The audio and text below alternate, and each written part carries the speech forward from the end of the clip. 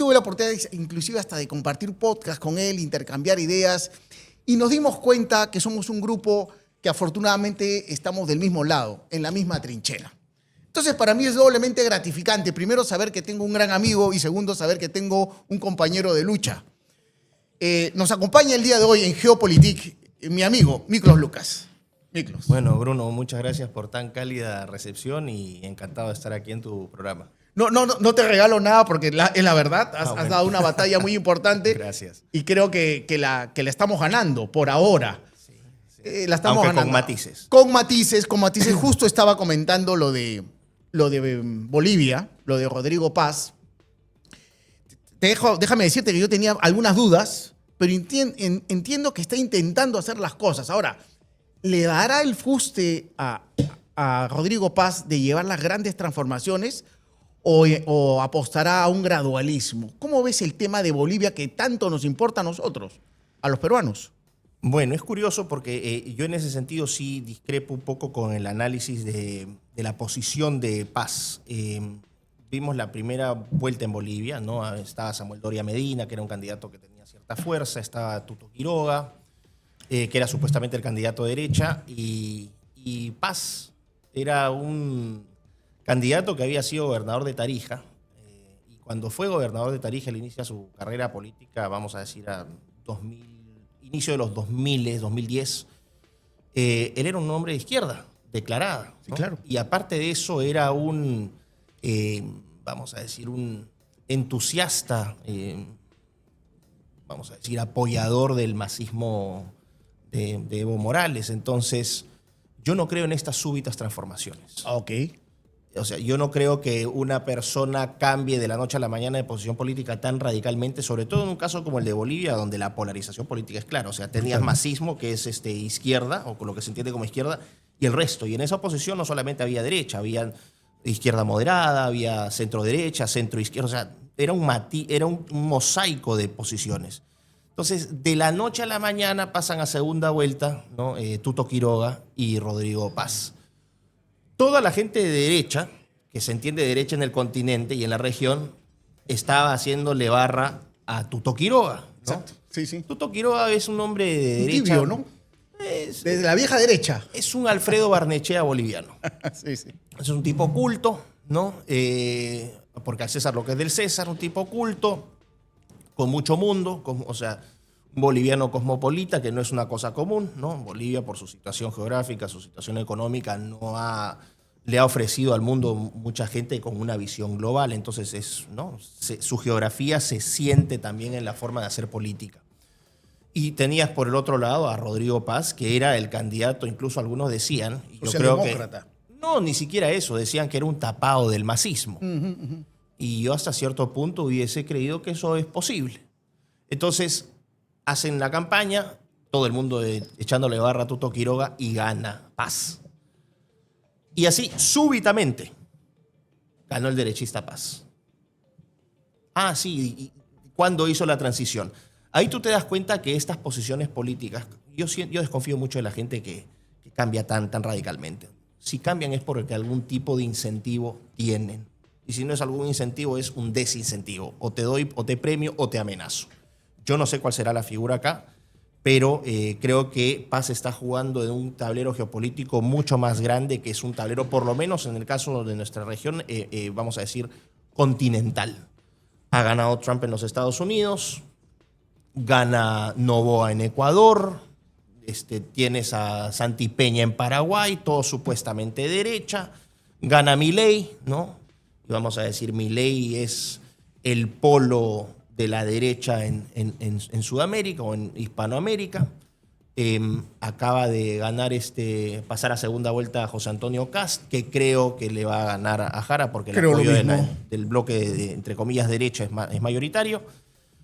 Se viene una situación acá en Perú. Yo no sé cómo será la elección, pero no veo que un candidato como lo entendemos, de izquierda vaya a ganar.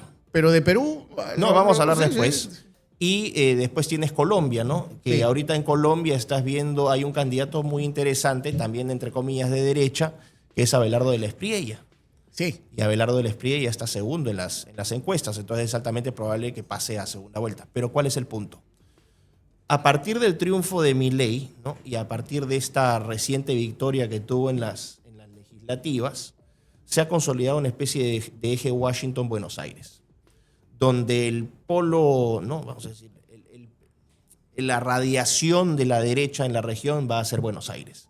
Y creo que eso ha llevado ¿no? a Bolivia a ajustarse más programáticamente que por convicción de su presidente a ese eje de derecha. Fíjate que acaba de ganar de pasar de la segunda vuelta a Kast. Lo primero que hace es sacar la figura de Milei, ¿no? Es como Milei es como el padrino de todos. Uh-huh. Y ya también está teniendo contactos con Santiago Peña. Entonces se está tratando de formar un bloque de derecha. Pero ¿por qué yo desconfío de esto? Ha habido en Estados Unidos ahorita un escándalo tremendo por la enorme influencia que está teniendo Israel. Y ya aprobada, o sea, ni siquiera es que uno esté, ¿no?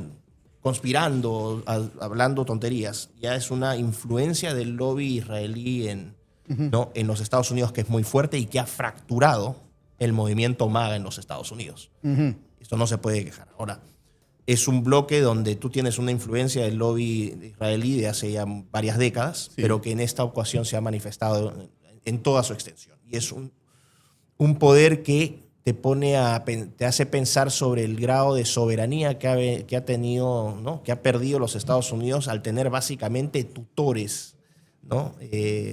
Israelitas al lado de políticos norteamericanos. 93 de 100 senadores en los Estados Unidos han sido financiados por AIPAC.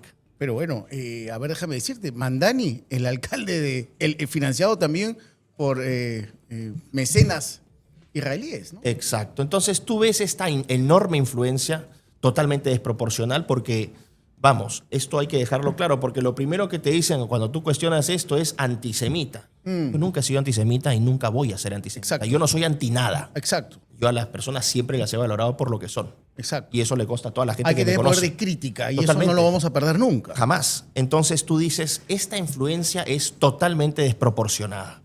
Para el tamaño de la población que tienen, ¿no? Los judíos en los Estados Unidos, el nivel de influencia que tienen es una cosa descomunalmente desproporcional. Te vas también a ver, ¿no? la influencia que ha tenido Netanyahu, ¿no? en la política exterior estadounidense y es increíble. El poder que tienen los ultrabillonarios judíos, ¿no? que son judíos seculares, ¿no? O sea, son judíos que no creen mucho en la cuestión religiosa. Algo así. Exactamente, ¿no? Y te das cuenta de Miriam Adelson, por ejemplo, una millonaria que ha influido mucho en las decisiones de Trump, que le puso $100 millones a la campaña. Esto no es una teoría de conspiración, estos son hechos. No estoy hablando, no estoy hablando tontería, yo estoy diciendo cosas que son comprobables. Y vas viendo, por ejemplo, Larry Ellison de Oracle, que es uno de los principales donantes, si no el principal donante privado del ejército israelí, ¿no? Las fuerzas defensivas de Israel, como ellos le llaman. Y así te vas viendo con Bill Ackman y te vas dando cuenta que la cantidad de millonarios que están influyendo en las decisiones de los Estados Unidos, comprando políticos a través de donaciones de campaña, es enorme. Todas esas donaciones no son por nada. Ahora, pero ese proceso de degeneración de la política se está dando con mucha fuerza también en el Perú. Yo veo muchas fortunas que dejan de la ideología de lado y lo que están buscando son intereses de cuidar sus fortunas. Universidades, dineros de la minería ilegal, dineros del narcotráfico. Tenemos un Congreso con un 3% de aceptación, donde ya la calidad, la formación política, la ideología no existe, sino simplemente existe un mercantilismo brutal. ¿No es parte de un proceso de degeneración de la política en nuestro continente en general? Yo diría que es una degeneración de la política a nivel hemisférico. Eso es un fenómeno de Occidente en su totalidad. No solamente lo vas a ver acá, lo ves en España, ¿no? Pedro Sánchez es un sujeto que se mantiene por el poder enorme de la corrupción. Es capaz de pactar con los terroristas, como si un presidente en el Perú, para explicar a los espectadores, pactara con Sendero Luminoso, con los remanentes de Sendero Luminoso, para mantenerse en el poder. Efectivamente. Entonces es un fenómeno de degradación hemisférico, ¿no? Y es lo que está llevando a Occidente a esta crisis. Una crisis civilizacional que yo creo que si no se revierte a esas alturas, si se lograra aún revertir, ya el daño sería muy, muy grande, ¿no? Lo tienes en la expresión de la crisis demográfica que estamos teniendo, la crisis de identidad, no solamente de identidad nacional. ¿Por qué? Porque la soberanía de los países está siendo socavada, sino que es un problema identitario que va desde los estados hasta el nivel micro, hasta el individuo, ¿no? Cuando ves a jóvenes completamente desarraigados, disociados, ¿no? de un tejido comunitario, entonces tienes una crisis enorme. Y lo que yo estoy viendo y lo que me preocupa es precisamente esta enorme influencia de Israel. Este es un punto que para mí es clave. En los Estados Unidos se ha generado una fractura enorme, ¿no? Por un lado vas a tener a gente como Tucker Carlson, ¿no? Este muchacho que ha generado un enorme interés, sobre todo en la generación Z, que es Nick Fuentes. Candace Owens, ¿no? Por un lado, vamos a decir, son los más representativos de ese lado, y por el otro, gente como Ben Shapiro, ¿no? The Daily Wire, un sujeto que está completamente desaforado, que es un tal Mark Levin, que también ha empezado, o sea, han mostrado el fustán. Y eso creo que a los norteamericanos no les ha gustado. Entonces tienes ahora a dos representantes del Parlamento estadounidense, ¿no? Marjorie Taylor Greene y Massey, ¿no? De Kentucky, que han salido abiertamente a criticar esta situación, y de frente Donald Trump ya los ha empezado a atacar. Entonces tú te dices, esta gente que se compró la campaña con Trump, que puso el pecho por Trump, por el movimiento MAGA, ahora siendo acusados de traidores y de desleales, ¿por qué? Por denunciar que hay un lobby de un país extranjero que es tan fuerte que afecta a la política internacional y doméstica de los Estados Unidos. Eso sí me parece grave. Es como, y con esto cierro, ¿qué pasaría si en vez de que esa influencia fuera de AIPAC, fuera, por ejemplo, de Rusia? Y que 93 de los 100 senadores, de 100 senadores en los Estados Unidos hayan sido literalmente financiados por un lobby ruso-americano. Bueno, sí, los rusos también han metido mano en política norteamericana Lo que quieran, algún momento, ¿no? Pero no a estas alturas. No a estas alturas.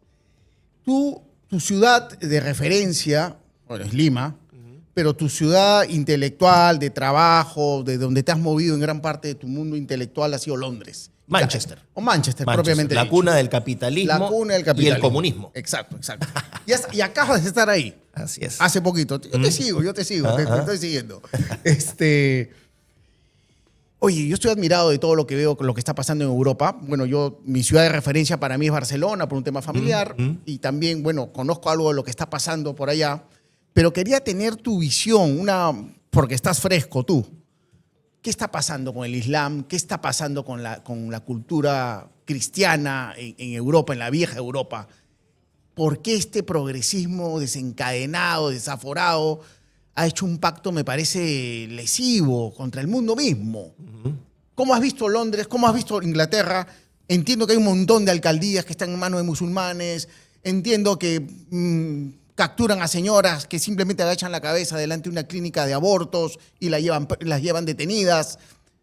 ¿Qué está pasando? Y veo al rey yendo al Vaticano a rezar una misa, al jefe de la iglesia anglicana en el Vaticano. A ver, desenreda esta novela. ¿Cómo viene la mano ahí? Europa ¿Qué pasa con Islam? está en una situación difícil. Difícil. ¿No? Y hay países que yo veo una situación, si no irreversible, pero de enorme impacto. El caso de Francia me parece gravísimo. Gravísimo, probablemente sí. El peor de los grandes países de Occidente, el caso francés. El más grave de todo. Más que Alemania, inclusive, dirías tú. Francia está más grave, yo diría, ¿no? que sí, y sobre todo en referencia a nuestra cultura hispanoamericana, porque Francia ha sido cuna del catolicismo también. Tiene una tradición católica, sí, claro, muy fuerte, ¿no? Entonces, tienes ese problema con Francia, el Reino Unido también. Las grandes ciudades de Europa, así como los Estados Unidos, han sido tomadas por el progresismo, pero en el caso europeo también la población musulmana ha aumentado muchísimo. Y hay una diferencia entre inmigración e invasión. Ajá. Inmigración es cuando tú tienes población de gente que llega de afuera, que llega a tu país para buscar oportunidades, pero que se asimila y se somete a las culturas, tradiciones y reglas de ese país. Eso implica no solamente no respetar sus leyes, sino también hablar su idioma, respetar sus costumbres, sus tradiciones. Acá no has tenido eso. Acá los volúmenes han sido tan grandes que lo que ha generado son guetos islámicos dentro de estas grandes ciudades. Porque no hay integración cultural, no existe eso. No, porque no tienes ningún incentivo. Y ese es uno de los grandes fracasos del progresismo, Sí. Porque ellos apostaron a una integración y no es tal. Y creo que los países nórdicos fueron los primeros en darse cuenta de eso. Bueno, no, Suecia ahorita es un caso, Es un caos. caso terminal también. Dentro de los países escandinavos, Suecia probablemente es el caso más grave de todos. Pero lo que tienes aquí es un problema de, como te dije, de invasión. Y cuando tú tienes esas tensiones, tarde o temprano, o sea, cuando tú tienes poblaciones tan grandes, tarde o temprano las tensiones van a salir a flote. Y eso es lo que está pasando ahora. Tienes una efervescencia social, una tensión social muy, muy fuerte, ¿no? Pero lo que a mí me llama la atención es que, y esto también lo hago con ojo crítico, y me da lo mismo lo que me digan, yo creo que siempre uno tiene que hablar desde la perspectiva con la evidencia en la mano. Se ha dicho que Israel ha sido el bastión del muro de contención de Occidente. Yo no creo que eso sea Es una de las eso. teorías. No, es que ni siquiera se prueba eso, no es empíricamente sustentable. Ha habido una serie de intervenciones de Israel dentro de las, ¿no? Entendiendo que ellos quieren defender su soberanía, ¿no? El tema, por ejemplo, de Palestina, que la gente está viendo la extensión de esos ataques, que son terribles. O sea, hay gente que incluso que habla de genocidio. Yo no sé si estén tan lejos de eso, que creo que se acerca bastante. Tienes el caso de Palestina. Tienes el caso de, ahorita, Siria, que sacaron a Bashar al-Assad. Bashar al-Assad Pero hay un componente importante también, es Turquía, creo, ¿no? Que Bueno, tiene intereses reales también ahí en esa tienes zona, ¿no? Turquía, pero no solamente Turquía. Y Qatar, Tienes- no olvidemos a Qatar, ¿no? No olvidemos a Rusia. Y no olvidemos a Rusia, que sigue ahí, en la Catia. Claro, porque los cristianos que han sido, ¿no? Exacto, Que han habitado Siria, son cristianos ortodoxos, son de los primeros De cristianos. los primeros cristianos del mundo. Y los rusos han sido los defensores de esos cristianos. La gente no lo sabe Ahí por hay las un noticias. pueblo en Siria que se llama Malula, que hablan arameo. Son cristianos que hablan Imagínate. arameo. Entonces, claro, uno dice, pero estás defendiendo a Putin. Es un hombre de paja. Yo por decir un hecho de que Rusia ha estado defendiendo a los cristianos y era el sostén de Bashar al-Assad allá en Siria, que protegía a todas las minorías cristianas. Exacto. Ojo, Sí. a todas las minorías cristianas Sí, y de sí. otras denominaciones, lo sacan. Generan un tremendo desborde, ¿no? Un caos demográfico, migratorio terrible. Y todas esas inestabilidades, ¿en qué se traducen? En millones de migrantes. Millones de ¿Hacia migrantes. dónde se mueven? Claro, Entonces, perdón, hechos, no opiniones. claro. Si Israel es el gran bastión de Occidente, ¿por qué todos los conflictos que genera terminan, ¿no? Derivan en millones de inmigrantes musulmanes moviéndose hacia Occidente? Pero ahí hay que hacer una acotación, ¿no? La mayoría de la migración que está invadiendo Europa viene del norte de África, ¿no? De Marruecos, No. de Argelia, de los países africanos, Sí, ex no. colonias francesas.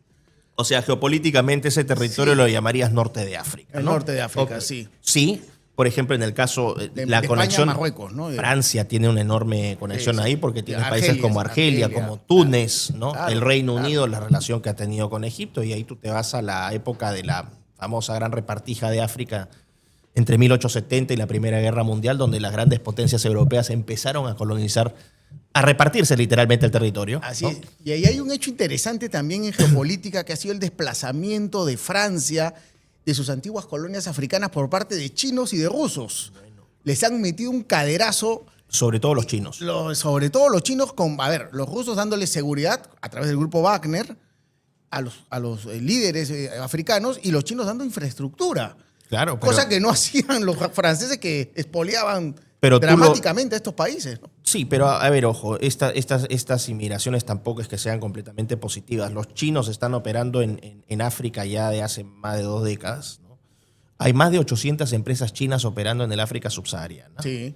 Son los que están creando toda la red de infraestructura, ¿no? A través de donaciones que hacen a países de la región. Entonces tienes un tren que va pues, desde Angola hasta Mozambique, Exacto. ¿no? Que le regalan al gobierno, no sé, pues de Lesoto le regalan un estadio de fútbol. Estoy diciendo cualquier cosa, pero básicamente ahí lo que estás haciendo es a través de, entre comillas, donaciones, literalmente comprar, ¿no? Comprar gente local. Entonces los chinos lo que han hecho es lo que haría cualquier potencia que está compitiendo por la hegemonía a nivel global, ¿no? Aumentar su espacio de influencia. Esto es un caso importante porque nunca en la historia China ha sido un territorio o una cultura que ha mirado hacia afuera.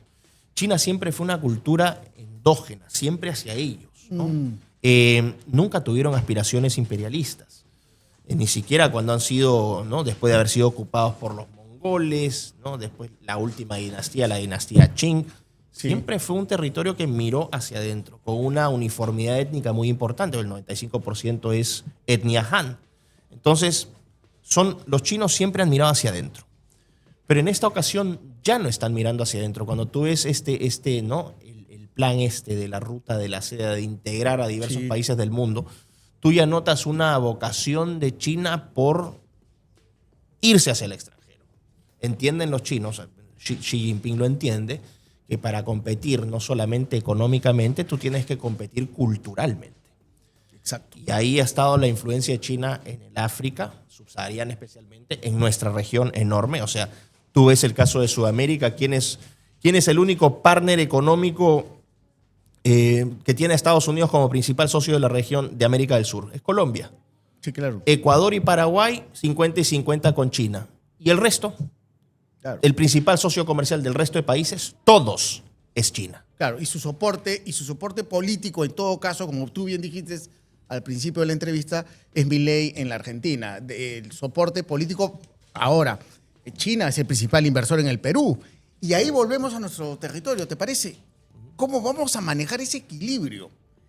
El destino nos ha puesto en una posición geográfica envidiable. Tenemos las posibilidades nosotros, los peruanos, porque está en nuestras manos, de convertir Chancay, Callao, Jorge Chávez en un gran hub económico. Ser la puerta de entrada y de salida del sudeste asiático y de lo que significa el sudeste asiático, que es el futuro. El Atlántico ya no es. El Atlántico es el pasado, el futuro es el Pacífico. Es lo que va a definir el resto de nuestro siglo. ¿Cómo hacer para mantener ese equilibrio entre un Trump iracundo y un Xi Jinping que juega más ajedrez y un Trump que juega más póker? ¿Cómo manejarnos y qué va a ser definitivo en las elecciones del 2020? ¿Qué perfil de gobernante debemos tener para poder manejar ese equilibrio tan delicado en geopolítica? A ver, varias cosas. Varias ahí, cosas. ¿no? El primer caso, ¿no? El Perú es un país que baila la música que ponen otros. Sí. Esto no hay que ofenderse, pero es una realidad. No somos un jugador importante a nivel internacional. Podemos decir que somos una potencia mediana en Hispanoamérica, pero más allá de eso no tenemos gran representación. Entonces, nosotros bailamos la música que nos ponen los grandes hegemones. En este caso tú tienes la influencia de Estados Unidos, que ha sido constante, y la influencia de China, que se ha venido, ¿no? Que ha venido aumentando en los últimos años. Ahora, han construido Chancay. Chancay es un megapuerto. Es el puerto más importante de la costa del Pacífico. Sí. Ok. Lo primero que han dicho los estadounidenses es mucho cuidado con Chancay porque no se están vendiendo los estadounidenses. ¿Qué vamos a hacer si es que no o sea, tiene que ponerle freno a esta influencia china y tiene que comerciar con nosotros? Pero el Perú, ¿qué puede decir? Si ya tienes un gobierno que ya tiene un puerto construido, mientras que el otro simplemente te está hablando de Tiene que intenciones. tirar para adelante. Claro, pero el hecho es que sí, efectivamente podrías recibir sanciones de Estados Unidos por el hecho de tener un puerto chino operando en tus costas. Ahí dependemos ya de la negociación, de la gran negociación que está haciendo China con los Estados Unidos. Claro, donde nosotros vamos Ahí a ir lo simplemente pinto a mucho. esperar qué es lo que puedan negociar estos dos grandes Claro. países. Porque si la presión te la ponen a ti... En principio ha ido hasta ahora bien. En principio, China les ha soltado las tierras raras, que era el gran déficit o el gran déficit que tiene ahorita los Estados Unidos, y le ha dado la concesión de empezar nuevamente a comprar la soja norteamericana. Y con eso, como que de alguna manera podemos respirar por ahora, tranquilos. Pero ahora vamos a la gran teoría de a qué mundo vamos, ¿no? Y te quiero poner en pantalla, ya que lo tenemos acá sobre la mesa, pero ponlo también en pantalla la portada de The Economist, que se ha convertido en los últimos 40 años en una especie de oráculo financiero y que dicen que todo lo que figura acá se va a convertir en realidad el siguiente año. Y lo primero que yo destaco son, bueno, la torta de los 250 años, que son los 250 años que cumplen los Estados Unidos el próximo año. Y veo también que en ese orden de ideas, la lucha y la presencia de Trump diciendo que se tiene que enseñar una mejor historia o la verdadera historia en los Estados Unidos, son sus últimas declaraciones que ha dado, es fundamental. Y me remite a lo que hemos venido nosotros haciendo varios años ya, a la batalla cultural. ¿Qué posibilidades hay reales de que el Partido Demócrata, si es que sigue esta descomposición que tú estás diciendo, de esta influencia extranjera en la sangre misma de los Estados Unidos, vuelva al poder y con ello ese progresismo desmesurado que representan los demócratas? Sigue la batalla, está claro que acá lo que te están diciendo, va a haber batalla cultural, va a seguir la batalla cultural, Trump lo ha afirmado, hay que tener una nueva, enseñar la verdadera historia, dice Donald Trump. ¿Cómo ves tú el tema de la batalla cultural? ¿En qué punto estamos? ¿En qué nos puede afectar a nosotros como país? Yo creo, a ver, voy a decir cosas que probablemente van a descuadrar a varios. Sí, vamos, Pero para eso estás. yo creo que esta idea de la batalla cultural ya está muerta. Ya murió. ¿La ganamos, la perdimos? Ni la ganamos ni la perdimos. Ah, mira tú. Porque finalmente cuando tú empiezas a armar el rompecabezas te das cuenta que todo apunta siempre hacia un mismo origen. Obviamente tú en el mundo tienes grandes jugadores, ¿no? China, que tiene una influencia muy, muy grande acá en el Perú, no solamente económica, sino cultural. Yo lo defino como tres grandes familias. Los chinos, los americanos y los rusos. Los rusos porque tienen la potencia primera nuclear. Simplemente es eso. Y tienen un espacio vital que son las repúblicas soviéticas y el Asia Central. Punto, ya. Es una familia. Pero Rusia en términos militares, claro, siempre va a ser una potencia importante, pero en términos económicos es una economía grande, pero no es una economía que puede competir contra la economía china o la economía estadounidense. No, por ahora no. No, definitivamente va a ser un jugador importante, pero no va a ser definitivo. Pero vamos a decir, es el chato con el que nadie se mete porque está chapado y sabe karate, ¿no? Exacto. Entonces, no te metas con el chato porque el chato te va a... Con los que andan en Mercedes y BMW son los Estados Unidos y China. Y te van a apoyar. Entonces, vamos a decir que Rusia tiene ese estatus. Pero... quiero decir que el progresismo en realidad se ha vendido esta idea de que el progresismo solamente es de izquierda. Y yo vengo años. Estoy de acuerdo contigo, ¿ya? Sí. Yo vengo años diciendo que el progresismo no solamente se mete por la izquierda. Exacto. Y voy a dar ejemplos recientes. Noboa supuestamente es de Ecuador, pero Noboa no tiene ningún problema con los temas trans, por ejemplo. No son temas prioritarios. El caso de Uruguay, cuando tenías a la calle Pou. La calle Pou no tenía ningún problema tampoco con esas agendas. El caso de México, mira el caso del partido de oposición conservador, supuestamente el PAN, es un partido completamente vendido al progresismo. ¿Puede haber una derechita más cobarde que la mexicana? Bueno, sí, la española. La española, el PP. El PP, que también es una desgracia. En Chile, Renovación Nacional y la UDI, y por eso es que tienes esta destrucción de la derecha tradicional en Chile, donde Evelyn Matei vendría a haber sido candidata, ella era militante de Renovación Nacional, de Renovación Nacional durante muchos años, toda su carrera política la hizo ahí, pero ¿quiénes han ganado? Gana Kast, ¿no? Con republicanos y Johannes Kaiser con el Partido Nacional Libertario. El espacio de derecha como lo conocíamos desaparece. ¿Por qué? En respuesta a esta derechita progre cobarde, ¿no? Que tiene más lealtad a la bandera LGBT que a la bandera de su propio país. Increíble, ¿no? Entonces, eso es lo primero. Y aquí vamos a entrar nuevamente, me van a tener que disculpar por ser tan espeso. Cuando tú empiezas a ver quiénes han financiado estos movimientos progresistas de izquierda, entre comillas, Black Lives Matter, Antifa, ¿no? Los movimientos feministas radicales, los movimientos de fronteras abiertas, fueron miembros del Partido Demócrata en los Estados Unidos y de tendencias progresistas similares, supuestamente, ¿no? Soros, entre ellos. Los partidos liberales vamos a decir, y socialistas de Europa. George Soros es uno. Uno de los tantos, claro. Y tienes a Michael Bloomberg, también demócrata en los Estados Unidos, millonario. Ok. Esos vamos a decir que son del ala demócrata. Pero tienes a una Miriam Adelson. Tienes a un Bill Ackman. Tienes a un Steven Schwarzman. A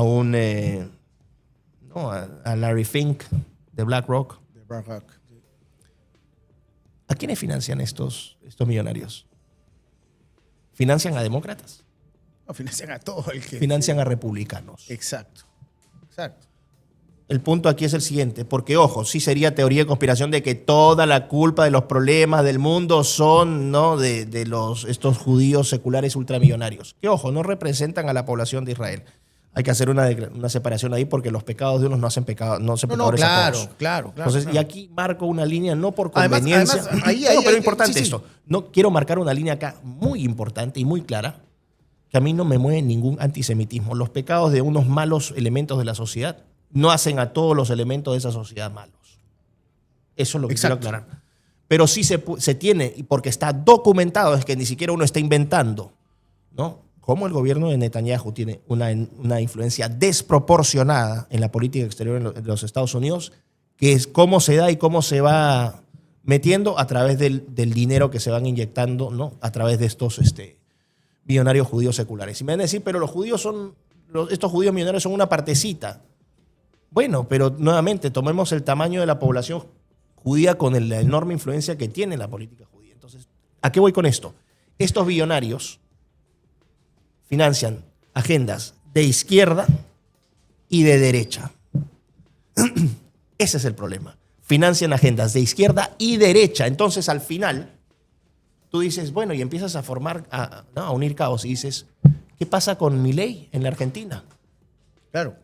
Pero qué conexión tan grande. Argentina es una nación católica y cristiana. Exacto. ¿Y dónde están los católicos? ¿Qué está pasando ahora con Victoria Villarroel? Que es traidora, que nos... Tradicionalista. Ok, ¿no? perfecto. Vamos a decir que ya, Victoria Villarroel los traicionó. Pero ya no hablan de Victoria Villarroel. Ahora de lo que están hablando, Milei dice, yo no quiero llegar a ninguna parte con los nacionalistas conservadores, nacionalistas católicos. Y ahí lo ves en reuniones con rabinos, y lo ves yendo al Muro de los Lamentos a llorar, y ves cómo dice que Bibi Netanyahu es el faro del progreso en Occidente. Nuevamente, para una población tan pequeñita, la desproporción que tiene, ¿no?, en la política, por lo menos internacional, de la Argentina, completamente alineada a Jerusalén antes que a Washington. Y te das cuenta entonces, este eje, Washington, Buenos Aires. Ahorita nomás pasaron a segunda vuelta Harry Kast, va a ganar Kast en segunda vuelta, y un tal Tomás Yankelevich acaba de comprar, judío, Canal 11, Chilevisión. Perdón, pero ya sabes que son demasiadas coincidencias. Demasiadas coincidencias. Entonces, ¿a qué voy con esto? Sí.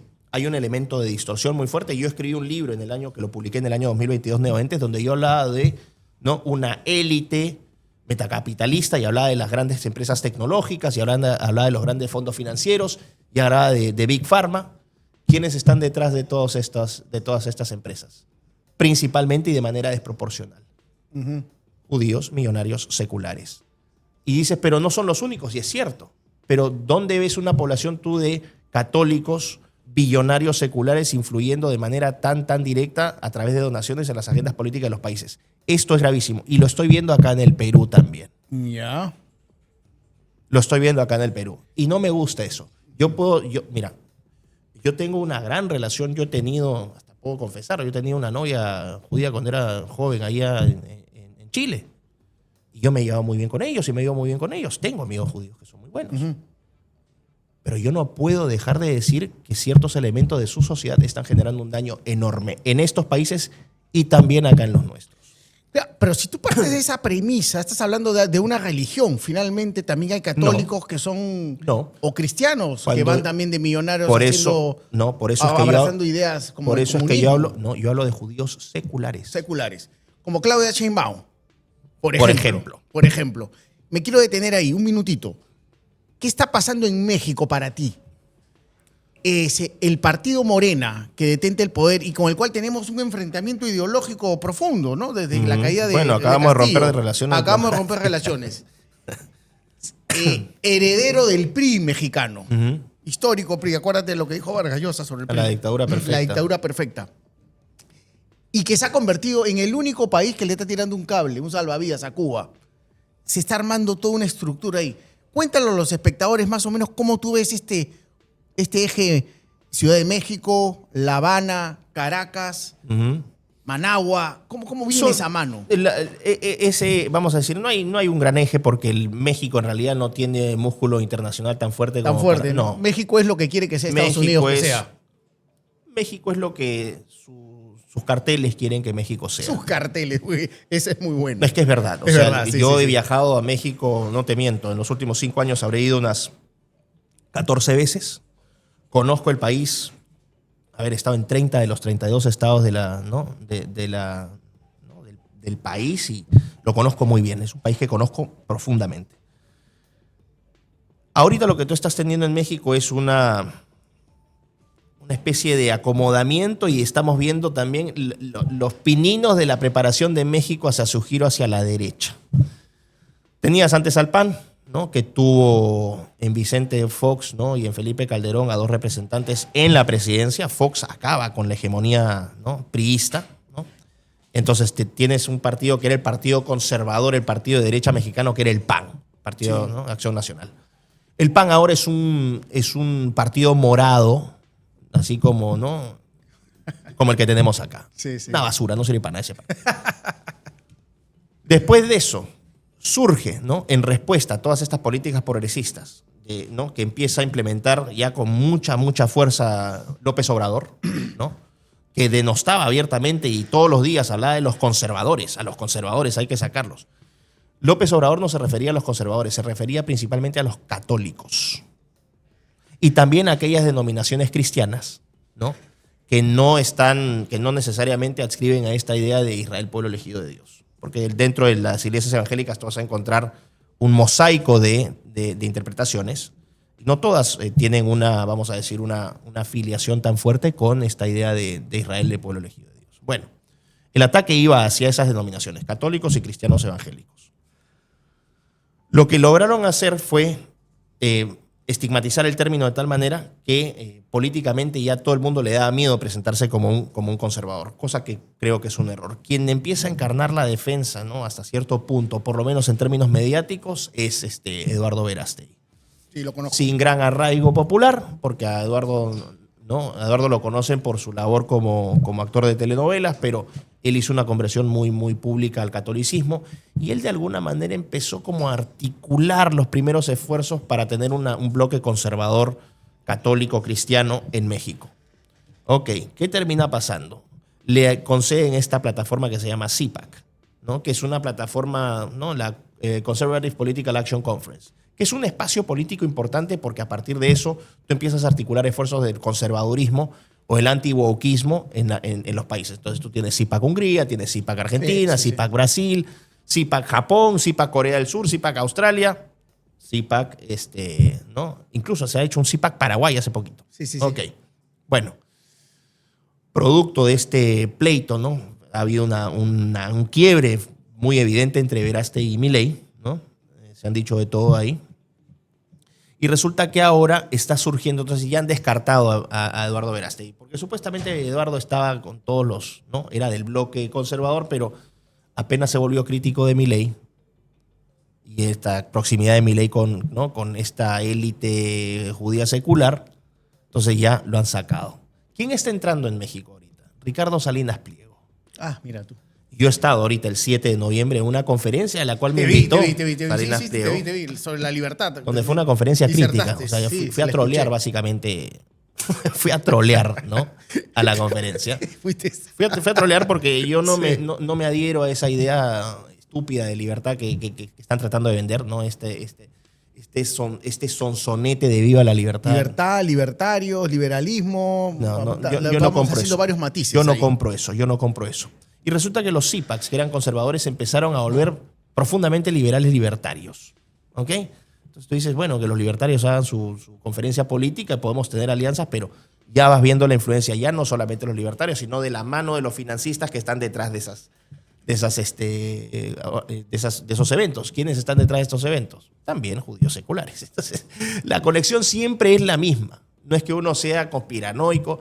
Todo lo que uno está diciendo acá lo pueden consultar. Entonces, ¿qué estoy viendo ahora que está pasando? Como que tú estás armando un rompecabezas y ya tienes más o menos como de qué va el final de ese rompecabezas. Exactamente. Y ahí voy a decir por qué detrás de esto. Porque no se trata solamente de decir, estos judíos seculares malos. No. Todo tiene un propósito. Y hay un propósito que es bastante más grande. Pero voy a cerrar la idea con Salinas Pliego. Uh-huh. Salinas Pliego es el candidato que va a tentar la presidencia en México en 2030 de derecha. Es, creo, el tercer hombre más rico de México. Es un tipo que no le tiene miedo al golpe político. O sea, es un hombre que ejerce liderazgo. O sea, es una fuerza seria. Y yo creo que sí tiene posibilidades reales de convertirse en presidente de México en 2030. Después de los años de Morena y después de los años de Sheinbaum. Sheinbaum va a ser un desastre tal cual lo predijimos todos. Y como que ya está pasando. Y como que ya está pasando. Entonces, estos movimientos de generación Z y todo esto están tratando de crear esta idea de que la juventud está con estas ideas libertarias, liberales, por eso es que hablan tanto, ¿no? De asociar, hacen tanto esfuerzo en asociar a Milei con los jóvenes. Entonces, lo que tú estás viendo es eso. Ahora, que vaya a pasar, yo creo que sí, vas a tener a México ya alineado en ese espacio de, entre comillas, derecha. Dentro de poco. ¿Cuál es el punto? Y con esto, ¿no? Esta es la idea. ¿Por qué te habría tanto interés? ¿Y por qué dicen, pero ese está obsesionado con los judíos? Yo no estoy obsesionado con los judíos, yo estoy obsesionado con la verdad. ¿Quiénes son los dueños de las grandes empresas tecnológicas? ¿Y quiénes son los grandes dirigentes de estas empresas? Ve el caso de Peter Thiel, conservador, Palantir, toda la data y la metadata que te levantan. El caso de Oracle, el caso de Meta, Microsoft, que tiene un montón de tomadores de decisiones que son judíos seculares. Antes te hablaba del progresismo de izquierda, te decía diversidad, inclusión e igualdad. ¿Sí o no? Sí. Ok. ¿Tuviste diversidad, inclusión e igualdad en todos estos años? No. No. ¿Ahora de qué te están hablando? Libertad. Ok. Y fíjate, claro, me parece fantástico, no a la agenda LGBT, no a la agenda 2030, no a la agenda de género, me parece fantástico. Entonces cuando me dicen, oye, pero Milei ha hecho eso, fantástico, lo felicito. Eso es lo que hay que hacer. Pero ahí no acaba la cosa. ¿Por qué? Porque ahora si te estás fijando, ahora están hablando ya de abrir mercados, reducir el tamaño del Estado, Sí, ¿no? claro. Eliminar barreras comerciales para que el comercio fluya, modernizarnos para luchar contra la corrupción, entonces hay que modernizar el Estado. Y todo el mundo dice, eso está fantástico, la inseguridad, terrible, hay que vigilar ahí, tenemos que tener todos los medios para controlar todo eso. Y la gente dice, fantástico, la corrupción, ¿no? El caso de USAID en los Estados Unidos, que fue el pretexto para que entre Musk y empiece a implementar el Department of Government Efficiency, el DOGE, y Stargate, que es la contraparte privada a ese proyecto. Y empiezas a ver que empiezan a generar estos departamentos de inteligencia artificial. Y tú dices, un momentito. ¿Quién va a reemplazar? Ese Estado se achica. ¿Y qué significa Estado más chico y eficiente? Porque ellos hablan mucho de eficiencia. Eso significa tecnología algorítmica. Ah, ok. Están hablando de seguridad. Uy, hay que meter cámaras. Ah, y oye, ¿y cómo vamos a hacer? Ah, no, biometría. Porque tenemos que combatir el crimen. Entonces, no solamente va a ser la biometría del crimen, te van a medir a ti, te van a ver la cara a ti, tu temperatura a ti. Estamos hablando de un Estado que te controle todo. Estamos hablando de que la libertad entendida, ¿no? Esta libertad tecnocrática que quiere menos Estado porque va a automatizarlo, que quiere más seguridad porque te va a poner cámaras de televisión en todas partes, es un sistema tecnológico casi modelado al sistema de crédito económico y social de China, que ya lo tienen implementado. A eso justo iba. ¿Y quiénes están detrás de esas empresas? ¿Y quiénes están ganando? No sé si te has fijado en el enorme interés ahora por crear criptos. Sí, claro. Criptomonedas, y todo el mundo, uy, sí. Claro. Atacan a los jovencitos. Pero ya prácticamente en Europa no necesitas el papel. O sea, todo es con tarjeta. Todo es con tarjeta. Pero en China, con China sí es un país donde ya todo no está casi digitalizado. Y todo el mundo dice, pero fantástico. Pero vamos hacia eso entonces. Ah, ok, es que a eso voy. Y eso no, entonces... ¿No hay alternativas? Claro que sí hay. La alternativa es que la gente despierte y diga, ¿sabes qué? No queremos esta violación a nuestra autonomía y a nuestra libertad. Pero ¿cómo te tienen? Derechas e izquierdas. Sigan peleándose, derechas e izquierdas. Estos son buenos y estos son malos, estos son virtuosos, estos son viciosos. Y te peleas, generas tal polarización en la sociedad que la gente no le presta atención a estos eventos y cuando ya te das cuenta ya tienes todo un sistema implementado. ¿Dónde quedó tu libertad? Y esto no es tampoco una teoría de conspiración. Basta ver qué empresas están operando. Vean el caso de Argentina. Se van a dar cuenta que hay unas cositas ahí que no les están diciendo en las noticias. Entonces, perdón, a mí esta tontera de la izquierda y la derecha a mí ya me terminó de cansar. Con la tontera de la izquierda y la derecha lo que está pasando es que están polarizando a la gente de una manera tan radical que no la están haciendo pensar. Están haciendo que canalicen el odio hacia el otro. Y a través de eso vas a generar, ¿no? Porque mientras más agenditas de confusión generes, mejor. Entonces vas generando más problemas. El problema migratorio, el problema de la inseguridad, el problema económico. el problema de género, el problema LGBT, el problema feminista. La gente ya está saturada, es un overload, ¿no? Una sobresaturación de información. No quieren saber más y qué es lo que termina pasando. Están tan cansados que dicen, ¿sabes qué? Que venga el Leviatán y que ponga orden. Y cuando viene un Leviatán, al final vas a extrañar esos tiempos donde por lo menos todavía podías pelear con el otro. Porque cuando tienes un Leviatán tecnológico, ahí, mira, al algoritmo le somos completamente indiferentes. La gente puede decir, por lo menos ódiame. La canción, ódiame, ¿no? Por piedad yo te lo pido. Pero por lo menos al odiarme reconoces que existo. Sí. Para los algoritmos ese odio no existe, es la completa indiferencia. Diferencia. Y una sociedad que se mueve bajo criterios exclusivamente algorítmicos es una sociedad distópica, es un infierno que la gente no va a entender qué significa hasta que lo viva. Entonces, perdón por todo el análisis que te he hecho. Pero es válido, totalmente válido. Déjame sospechar. Yo ya no creo en estos derechas e izquierdas. Ganó Castro, el mundo aplaudiendo. Y todos como tontitos. Ahora, ¿qué pasa? Y esto también es una cuestión cultural. Tiene que ver mucho también con la pequeñez de mucha gente, ¿no? A la gente le encanta salir en la foto, sentirse importante. Y eso es más importante que el futuro que le van a dejar a sus hijos. Entonces pueden saber que efectivamente hay cositas ahí que no están cuadrando, pero no les importa porque van a salir con los famosos, se van a sacar fotitos, van a estar en la tonterita política. Yo acabo de renunciar a una candidatura al Senado precisamente por eso. De eso te quería preguntar. Yo te hacía mira, a ver, una de las mayores críticas que hacemos desde acá, desde Geopolitik y del análisis político peruano, es la necesidad de que personajes sólidos intelectualmente como tú lleguen al Congreso. Es la única forma de desplazar a tanto arlequín que se ufana de tener una chapita en la solapa y de estar contaminado de la circulina. ¿Qué pasó? ¿Por qué no postulas al Congreso de la República? A mí me invitó Rafael en noviembre del año pasado. Yo acepté con mucho gusto después de pensarlo, ¿no? Lo conversé con él, le dije, mira, ok, vamos. Rafael es un hombre que en ese momento está, ¿no?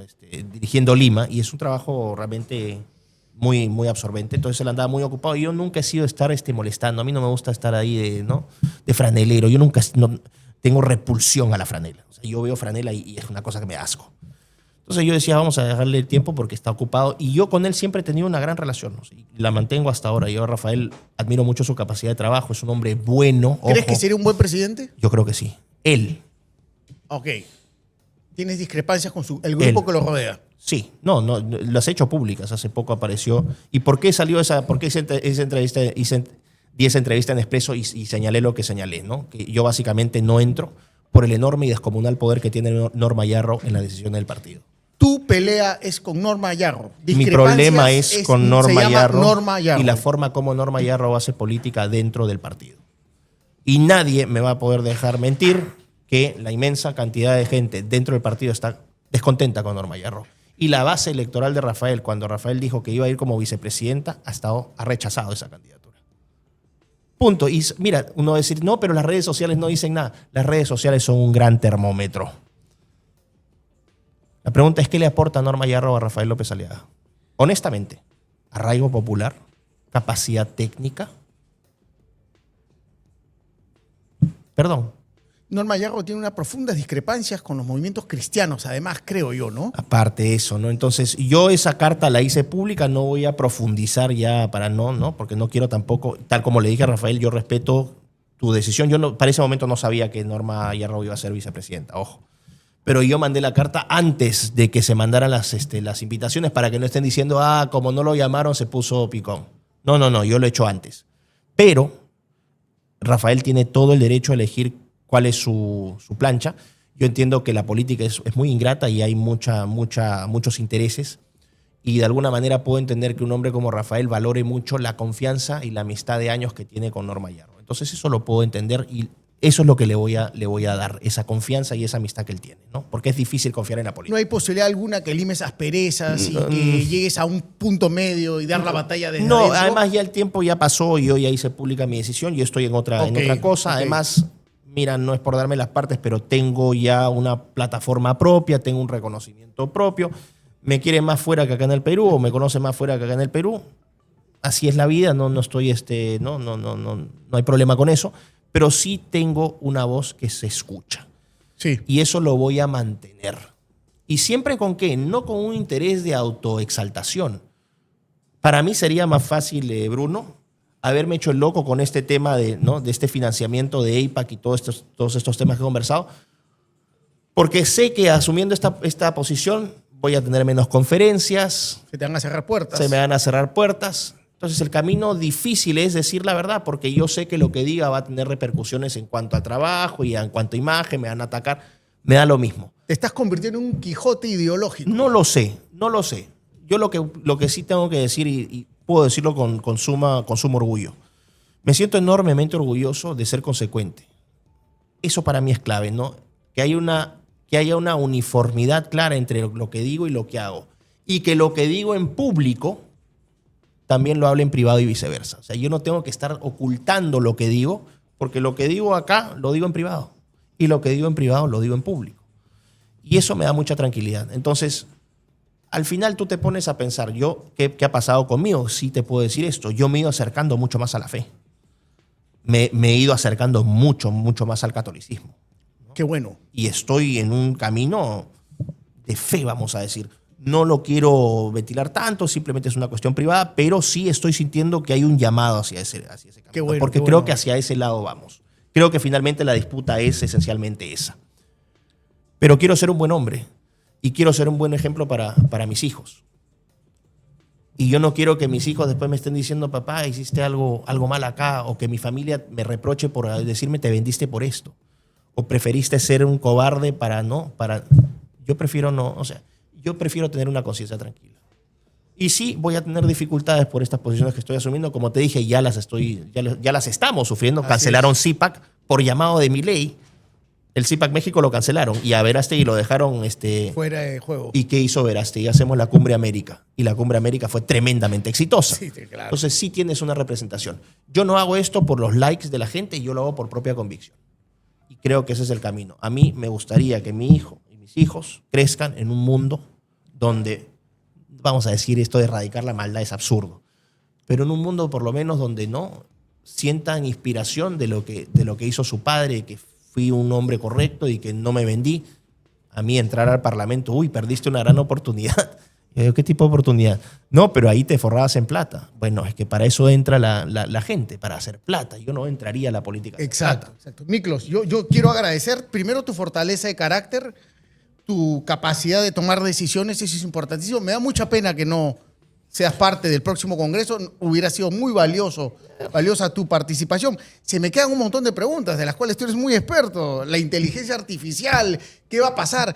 ¿Qué va a definir el mundo? Eso es todo un capítulo. Todo un capítulo. Te invito, ojalá que podamos tener la oportunidad de volver a conversar. Esta es tu casa, Resurge TV. Gracias. Serás siempre bienvenido, ya sea acá a Geopolitik o a Escajadío, el programa de nuestro amigo en común, Fabricio Escajadío. Sí, está que me Te reclama. agradezco mucho. Gracias por venir. Sinceramente, has ampliado y has dado luces sobre muchos temas muy, muy, muy importantes. Gracias, Bruno, Gracias, Miklos. y gracias a la gente por sintonizarnos.